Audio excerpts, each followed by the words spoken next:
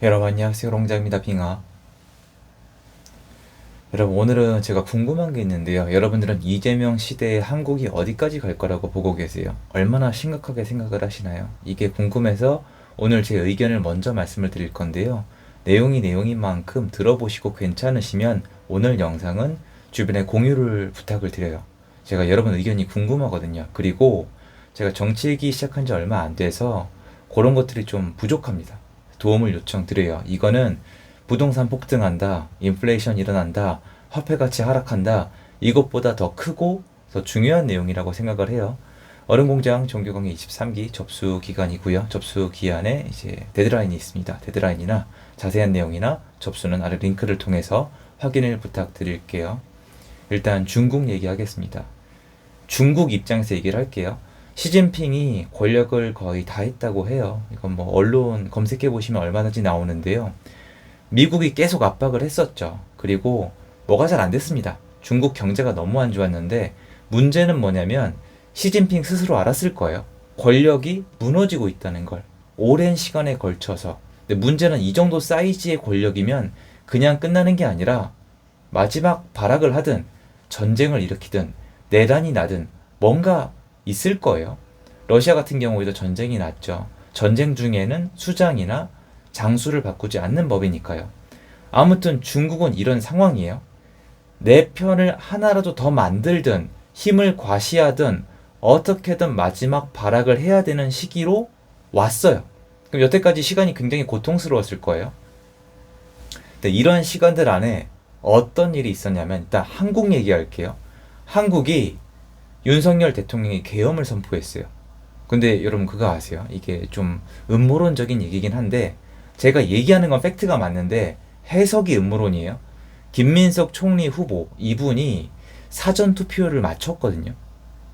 여기서 끝이 아니고요. 윤석열 대통령이 계엄할 거라고 얘기했어요. 근데 계엄할 걸 미리 알았으면 해석은 음모론이라고 말씀드렸어요.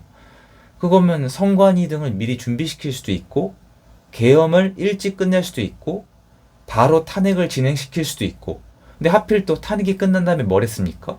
예, 대법관 증원 그리고 뭐 검찰을 없앤다 막 한국에 있는 기관의 어떤 이동성을 막 만들어내고 있잖아요. 이게 베네수엘라 사회주의로 가는 코스인데 이게 중국 쪽에서 이 판을 잘 만들거든요. 근데 이 시기에 이런 게 일어났잖아요. 근데 요런 시기에 또 어떤 일이 있었냐면은 일본, 대만, 베트남, 필리핀은 꽤 오랜 기간 동안에 중국 간첩을 계속 잡아왔어요. 친미로 붙었단 말이에요. 그럼 중국 입장에선 권력은 다해가는데 내 편은 줄어드는데 애들은 친미로 붙고 있는데 한국은 하필 이 상황에서 갑자기 탄핵, 간첩은 잡아내지도 못하고 그리고 서해에 항공모함 띄웠는데 아무 반응도 안 해요. 근데 이 와중에 계엄, 탄핵 이 사이에 이재명이 대통령이 됐어요. 전 당연히 부정선거는 기본 옵션이라고 생각을 하는데 중국이 낀 판이면 부정선거 이슈로 판 못 뒤집어요. 역사적으로 그런 국가들이 판을 뒤집은 적이 없거든요. 근데 하필 이재명 대통령이 당선 전에 세계적인 언론사의 인터뷰에서 뭐라고 얘기를 했냐면 이건 검색하면 다 나와요. 중국이 대만을 침공하면 어떻게 하실 생각이냐, 어떤 생각을 가지고 있냐의 답변에 뭐라고 답했냐면 외계인이 지구를 침공하면 그때 답변을 고려해 보겠다고 얘기했어요. 엄청나게 이게 여기저기 막 나다녔거든요. 무슨 말이냐?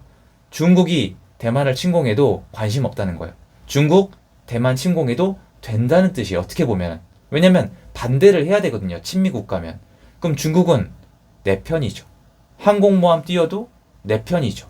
그러면 간첩을 잡아낼 리가 없죠. 근데 간첩이 없다는 게 아니라 다른 국가에선 간첩을 다 잡아내고 있다니까요. 한국의 그 통계를 봤을 때 간첩이 없을 확률은 없어요. 근데 간첩법을 바꾸지도 않고 있거든요. 그럼 이게 간접 관련된 법을 말씀드리는 거예요.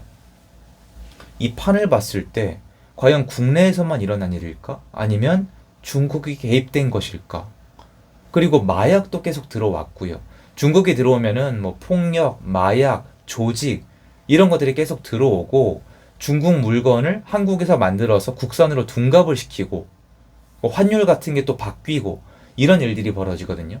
근데 또 이재명 대통령이 들어와서 이번에 G7 제가 의미가 없다라고 계속 말씀드렸는데 언론에서 지금 G7을 뭐라고 얘기하고 있냐면은 세계적으로 통한 이재명 대통령의 유머 감각 이런 거 기사 띄우고 있는데 여러분 이거 사회주의 스타일이에요. 띄워주는 거. 우리 수령님, 우리 총통님 진짜예요. 왜냐면 여러분 이게 자본주의 국가, 민주주의 국가라면은 뭐가 있습니까? 실리, 실제 내용이 뭔지 분석을 해줘야 될 거 아니에요. 이번에 G7이 왜 모였을까요? 여기서도 드러나요. 이스라엘 이걸 지지하는 거를 서로 발표하기 위해서요. 이스라엘, 이란 이거 쉽게 말씀드릴게요. 이스라엘은 미국이에요. 이란은 중국이에요. 너 누구 편이야? 끝이에요. G7 그거 하려고 만난 거예요. 그래서 초청국이 아니라 참관국으로 거의 억지로 부른 거예요. 왜냐면 초청국으로 오면 서명할 수 있어요. 지위가 올라가면 거기 서명이 가능한데 이재명 대통령 이란 지지할걸요? 이스라엘 지지 못해요. 친미거든요. 그리고 반중을 할 수가 없는 상황이잖아요.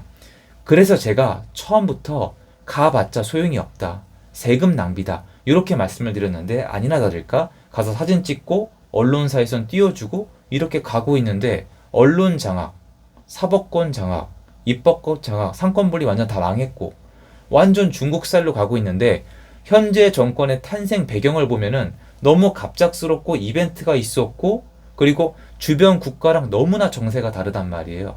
그래서 저는 지금 이게 순수 한국이 이미 아니라고 보고 있는 거예요. 그럼 판을 바꿀 수가 있냐? 판을 바꿀 수가 없어요. 이 와중에 만약에 중국이 무리수를 둔 거라면 왜 그러냐면 트럼프가 중국을 아작을 내왔어요. 지금은 더더욱 빠르고 강하게 후드려 패고 있는데 트럼프가 어느 정도로 마음을 먹었냐면은 본인의 국가 내에서 캘리포니아 주지사 있죠. 게빈 뉴섬. 이 사람도 때려잡으려고 있어요. 게빈 뉴섬도 보통 사람이 아니에요. 근데 사회주의자예요, 거의. 국내도 정리를 하고 있고 해외도 정리를 하고 있어요. 그러면 중국은 위기감을 느꼈을 거예요. 그럼 자기 편을 한 명이라도 더 만들어야 되는 상황이었거든요. 그 시기가. 여기저기서 중국 간첩 잡고 있고 경제 제재 당하고 있고 관세 때려 막히고 있고 다 막히고 있는데 어떻게 해야 되겠어요? 한국을 딱 봤더니 이재명이 있고 윤석열이 있는 거예요. 근데 윤석열이 왜 계엄을 그때 했냐? 이거에 대해서 다 오픈이 되진 않겠지만 그리고 심지어 계엄을 사전에 얘기한 사람도 있어요. 야당에.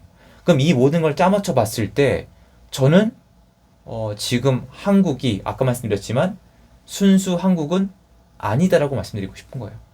그럼 앞으로 이재명 정권의 한국은 어디까지 갈 거냐 보세요. 미국은 이걸 파악을 하고 있을 거란 말이에요. 그 정도 힘이면.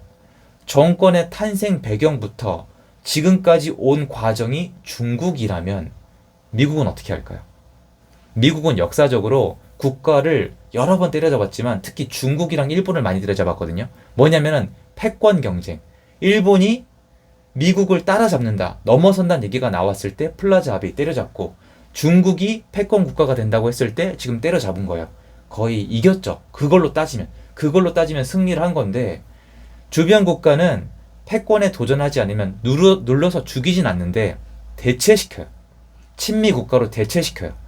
반미 국가는 기회를 안 주거나 뭐 제재하거나 뭐 보이콧 때리고 막 괴롭히거든요. 근데 문제는 뭐냐면은 한국은 대체가 가능하다는 거예요. 그래서 지금 일본이 정면에 나서고 있어요. 엄청나게. 미국에 돈 쏟아붓고 있습니다. 그래서 미국의 시선이 한국에서 일본으로 가고 있어요, 지금. 보면은. 근데 이게 합리적으로 설명이 돼요. 여기서 끝이 아니에요. 필리핀, 베트남, 대만, 일본, 얘네가 갖고 있는 기술들이 한국이랑 겹쳐요. 이대로 가면은 한국 기업들은 어려워요. 여기서 끝이 아니에요. 이재명 대통령이 이거저거 다 이중으로 섞어서 숨겨놨는데 예를 들어서 AI랑 친환경 섞었잖아요. 친환경은 반미예요. AI는 어떻게 보면 약간 친미거든요. 근데 AI 친환경으로 못해요. 그럼 AI를 그냥 물을 탄 거예요. 이런 식이에요. 친기업으로 간다 그랬잖아요. 노란 봉투법. 기업들 죽이겠다는 거거든요. 그 와중에 여기서 끝이 아니에요. 주 4일째. 기업 죽이겠다는 거라니까요. 이 와중에 트럼프는 어떻게 하고 있죠? 살아남으려면은 기업이 미국으로 와라. 성과 나오고 있죠? 현대제철. 여기서 끝이 아닐 거예요.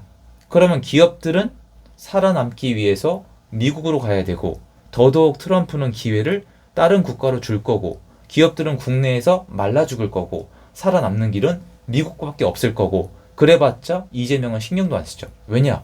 중국이 있으니까. 이게 제 생각이에요. 무섭지만. 그러니까 제가 말씀드리지만 오늘 내용은 무섭지만 제가 의견을 밝히는 건데 뇌피셜이랑 음모론이 들어가 있어요. 왜냐면은 전 이거를 실제로 체크할 수 있는 입장인 사람이 아니잖아요. 여태까지 검색하고 공부하고 따져보고 막 추적해보고 그냥 할 수 있는 데까지 했을 때가 이거예요. 근데 너무 이 판이 잘 맞죠. 왜냐면은 서해 중국 항공모함 왔을 때 다른 나라 같았으면 난리 나요. 난리 내기 싫어도 미국 눈치 봐서 뭐라고 합니다. 근데 가만히 있잖아요. 그럼 지금 상황에 중국이 엄청 예민하죠. 시진핑. 지금 전쟁 낼 수도 있을 정도로 예민할 거예요. 이 와중에 한국이 합류를 한 거예요. 그럼 이거 완전 반미죠. 그러면 여기서 선택 잘못하면 중국 날아가면서 여기에 한국이 낄 수가 있어요. 그래서 여러분 보시면 트럼프가 지금 어느 정도로 마음을 먹었냐면 이란에 대해서 끝이란 단어를 썼어요. 끝을 내고 싶다. 요번에 얼마나 노출이 많이 됐어요. 이스라엘 편이다. 이스라엘 지지한다. 이란 끝내고 싶다. 큰 거 다가온다. 계속해서 언론의 얼굴을 내비치면서 미국은 이스라엘이다. 너넨 누구 편이니를 묻고 있잖아요. 트럼프 지금 관심사가 이거예요. 넌 사회주의야? 넌 중국이야? 아웃. 이거를 전 세계에 명확히 하고 있고 그 첩 진입 라인을 관세로 하는 거예요. 관세 때리고 너 어디야? 그래? 그럼 관세 협상 해줄게. 또는 기회를 줄게. 또는 돈을 벌게 해줄게. 너 중국이야? 너 사회주의자야? 아웃. 나가. 안 돼. 캘리포니아도 예외가 아닌 거예요. 이 상황에서 반미를 한다? 이건 죽음의 길이에요. 거기다 반미로 부족해서 완전 친중을 한다? 이건 나라 말아먹겠다는 건데 이랬던 국가들이 지금 아까 언급하기도 했는데 여러분 생각하시는 그 국가 맞아요. 쿠바, 베네수엘라, 이제 아르헨티나 막 아시죠? 이 각 나오잖아요. 이런 국가들이란 말이에요. 왜냐면 사회주의 이꼴 뭐 중국, 러시아 이런 데잖아요. 그럼 어떻게 되겠습니까? 지금 시기에는 더 철퇴를 맞을 수가 있는 거기 때문에 엄청 위험하죠. 다시 말씀드리지만 제 의견입니다, 여러분.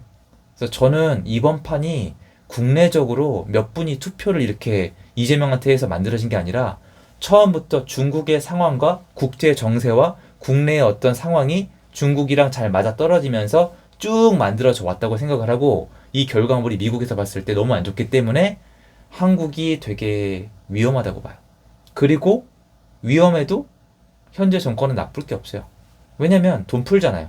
배급사회, 기본사회로 가잖아요. 사회주의로. 명확해요. 그러면 국가가 가난해질수록 더 매달립니다. 이거 팩트예요. 두 개만 남기면 돼요. 공무원이랑 관리하는 공무원이랑 배급받는 사람들. 그러면 영구집권이에요. 무시무시하죠. 근데 이게 흔들릴 수가 없는 거죠. 지금 시스템. 안 흔들려요. 그리고 다음에 뭘 해야 될지 딱딱딱 알아요. 왜? 뒤에 뭔가 있고 뒤에서 아이디어 뱅크가 있다면 다른 국가에서 이미 테스트해본 누군가가 있다면 쭉쭉쭉 해나갈 수 있는 거죠. 지금 여러분 목소리 안 내고 이 상황 하나도 모르고 미국이랑 계속 멀어지면 안 돼요. 미국이 차라리 이번에 중국이 너무 적극적으로 나서서 한국에서 뭔가 티가 나서 미국이 나서주고 국민이 깨우치고 알아가고 목소리를 낸다면 이 두 개가 오히려 역전의 기회가 될 수도 있겠죠. 근데 지금까지 상황은 좋진 않아요. 상당히 미국에 어느 정도 좀 헬프를 요청해야 되는 때는 맞아요. 야, 왜 이렇게 너네 그 미국에 매달리냐? 너네 뭐 자존심도 없냐? 여러분, 그럼 중국에 매달리는 건 괜찮아요? 왜 하나는 알고 둘은 몰라요? 중국은 괜찮고 미국은 안 돼요. 그렇진 않아요. 상황 파악 잘해야 됩니다. 그거 말씀드리고 싶어서 영상을 제작해봤습니다. 도움됐으면 좋겠고요. 얘기하면서도 좀 그렇네요. 힘냅시다. 좋은 하루 되시고요. 감사합니다.